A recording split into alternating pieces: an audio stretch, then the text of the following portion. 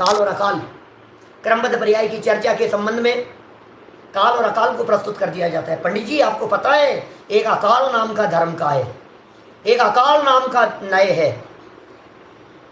कार्य समय पर होता है वो काल नय से, और कार्य समय पर नहीं होता है वो अकाल नय से। ऐसा नादान लोग समझते हैं। जरा अकाल नय की परिभाषा तो पढ़ो क्या है। अकाल नय की परिभाषा में ये नहीं लिखा कि कार्य अकाल में हो जाता है। आपने अपनी डेढ़ अकल से लगा लिया तो हम क्या करें, मतलब बोलो। सुनील जी भाई साहब सराफ, यदि किसी व्यक्ति ने अपनी ही बुद्धि से ये समझ लिया काल माने तो समय से होगा और अकाल माने समय से पहले होगा, और इसी काल अकाल की चर्चा को उठा करके वो अकाल मृत्यु की चर्चा खड़ी कर दी जाती। अकाल मृत्यु की चर्चा बहुत सुंदर विवेचन है दादा की पुस्तक में अकाल मृत्यु के संदर्भ में, और स्वतंत्र प्रवचन भी है अकाल मृत्यु के ऊपर। मेरा कहना यह है काल माने क्या और अकाल माने क्या, इसके लिए एग्जाम्पल दिए अमृत चंद्राचार्य देव ने।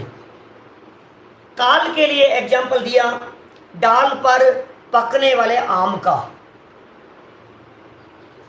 डाल पर पकने वाला आम। परिभाषा पढ़ रहा हूं अमृत चंद्राचार्य की। आत्मद्रव्य काल नय से गर्मी के दिनों के अनुसार पकने वाले आम्र फल के समान समय पर आधार रखने वाली सिद्धि वाला है। समझ में आती है बात हमारे को? हाँ, समय पर काल लब्धि समझ में आ रही है ना। काल नय से हमारे को काल लब्धि समझ में आ रही है। हाँ, समय पर होगा सब, समय पर होगा सब काम।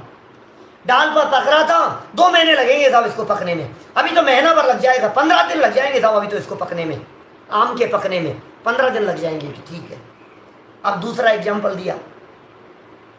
और अकाल नय से कृत्रिम गर्मी में पकाए गए, पाल में रख करके पकाए गए, पाल में रख दिया आम को। आजकल कुछ ऐसी पाउडर और पुड़ियाएं आ जाती है जो उसके आम के साथ में रख दो तो वो पकते हुए से दिखते हैं। कृत्रिम गर्मी से पकाए गए आम्र फल के समान समय पर आधार नहीं रखने वाली सिद्धि वाला है। असमय में नहीं, point to be noted, point note किया जाए। अकाल नय से काम समय से पहले नहीं हुआ क्या? अकाल नय से ऐसा नहीं हुआ कि काम समय से पहले हो गया हो, अभी तो अकाल नय के माध्यम से ये कहा गया समय पर आधारित नहीं है, समय पर आधारित नहीं है। इसका मतलब समय के अलावा किसी दूसरे आधार पर कथन किया जा रहा है। नय है ना, विवक्षाएं हैं। कल राकेश जी भाई साहब ने एक बात कही थी, 5 प्रकार के समवायों में से कभी कोई मुख्य होता है और कभी कोई मुख्य होता है। इसलिए क्रमबद्ध पर्याय को अनेकांत जानना चाहिए। कभी पुरुषार्थ मुख्य होता है, कभी काल लब्धि मुख्य होती है। मैं आपसे पूछ रहा हूं, एक बात का जवाब दीजिए। जब आम को डाल से उतारकर पाल में रख दिया गया तो हमने पूछा बतलाइए ये आम कितने दिन में पकेगा, कब पकेगा? तो क्या जवाब देगा वो? आलोक जी भाई साहब क्या जवाब देगा? बोलो। यही कहेगा 3 दिन लगेंगे, बस 3 दिन में पक जाएगा क्या? अब ये क्या कहता है? देखो 15 दिन में पकने वाला था और 3 दिन में पक गया, तो समय से पहले हो गया ना काम। भैया समय से पहले तो तब कहें हम जब आप 3 दिन की जगह 3 मिनट में पका दो। बोलो, आप पका सकते हैं उसे 3 मिनट में? नहीं नहीं, 3 अरे पंडित जी क्या बात कर रहे हो आप, अब 3 दिन तो लगेंगे ना उसमें, अब इतना तो लगेगा भैया, टाइम इतना तो लगेगा। तो यही तो हम कह रहे हैं, जिस आम को 3 दिन में पकने की योग्यता थी उसे निमित्त पाल का मिल गया। 3 दिन उसका स्वकाल है, उस काल को परिवर्तित करने में आप भी समर्थ नहीं है। आप चाह करके भी, कितनी भी मेहनत, कितना भी पुरुषार्थ, कितना भी प्रयत्न आप 3 दिन से पहले करके दिखा दो, उसे नहीं कर सकते साहब। इतना तो लगेगा, 24 घंटे तो लगेंगे साहब इसके पकने में। क्यों 24 मिनट में क्यों नहीं पक रहा है? इसका मतलब ये है उसका स्वकाल है। अकाल नय के आधार पर यहां जो सिद्ध किया गया, ये परिभाषा देखो, अब अमृत चंद्राचार्य की परिभाषा देखिए। आचार्य देव कह रहे हैं समय पर आधार नहीं रखना, इसका मतलब समय के अलावा और दूसरे फैक्टर हैं जिनके आधार पर कार्य की सिद्धि की जा रही है।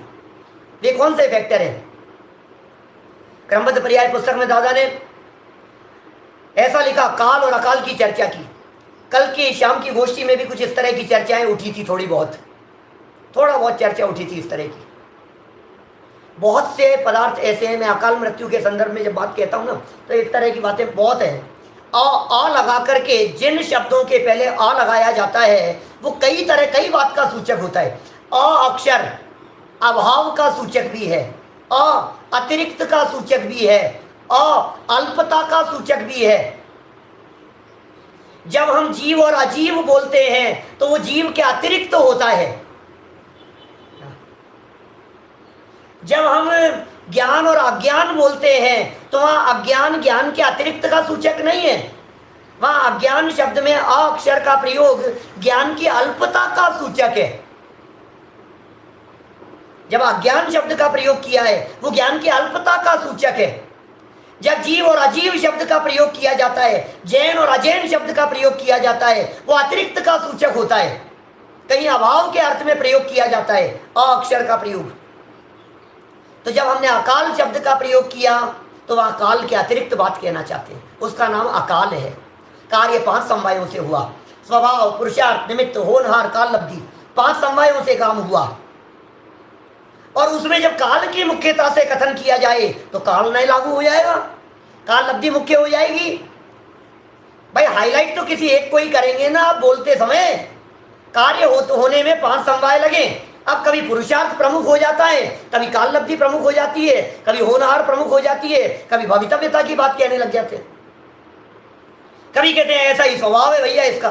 बोलो मैं आपसे पूछता हूं, अभव्य जीव मोक्ष क्यों नहीं जा सकता है, आप क्या कहेंगे? ऐसा ही स्वभाव है कि नहीं काल लब्धि की बात कहो ना, नहीं पुरुषार्थ की बात कहो ना, नहीं होनहार की बात कहो ना, कि स्वभाव ही है उसका इसी प्रकार का, स्वभाव हावी हो गया है।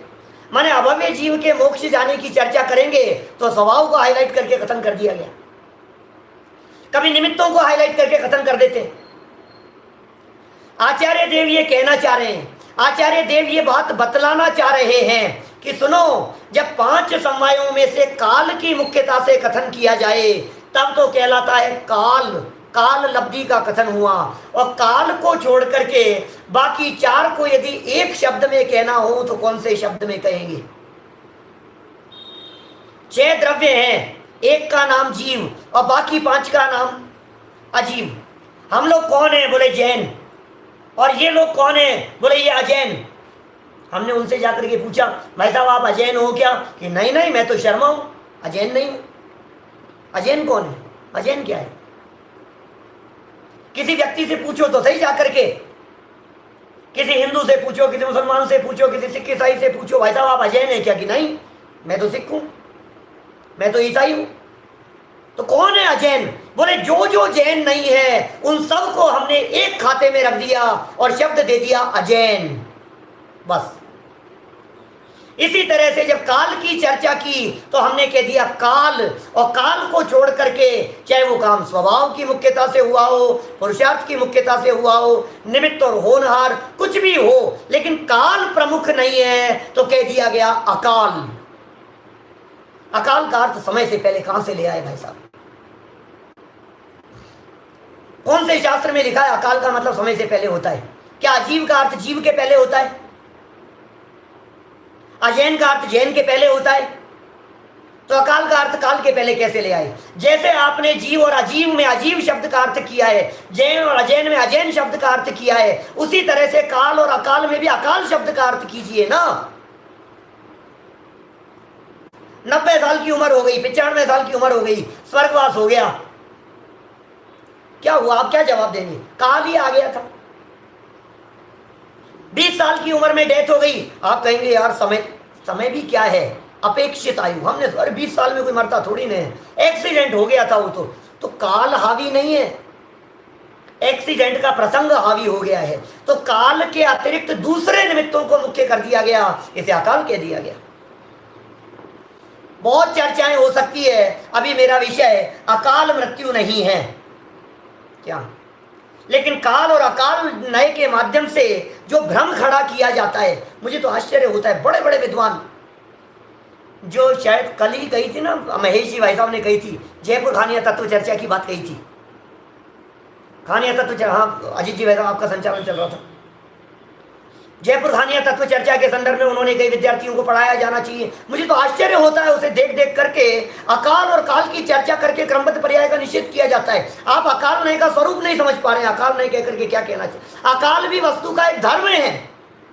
आत्मा में एक अकाल नाम का धर्म है और उस अकाल धर्म को ग्रहण करने वाली श्रुतियान की पर्याय का नाम अकाल नय है। ये वस्तु का धर्म है। कार्य स्वकाल, हर कार्य अकाल में हो रहा है। अब सुनो मेरी बात गजब की, हर कार्य स्वकाल में है और हर कार्य अकाल में है। अपेक्षा बदल जाएगी देखने की, नजरिया बदल जाएगा। जब आप पुरुषार्थ की मुख्यता से बात करेंगे तो आप कह देंगे कि अकाल से काम हुआ है। जब आप निमित्त की मुख्यता देखेंगे तो आप कह देंगे अकाल में काम हुआ है। और वैसे तो अकाल कुछ होता ही नहीं है। सर्वज्ञ भगवान के ज्ञान की दृष्टि से देखो तो कुछ भी अकाल नहीं है।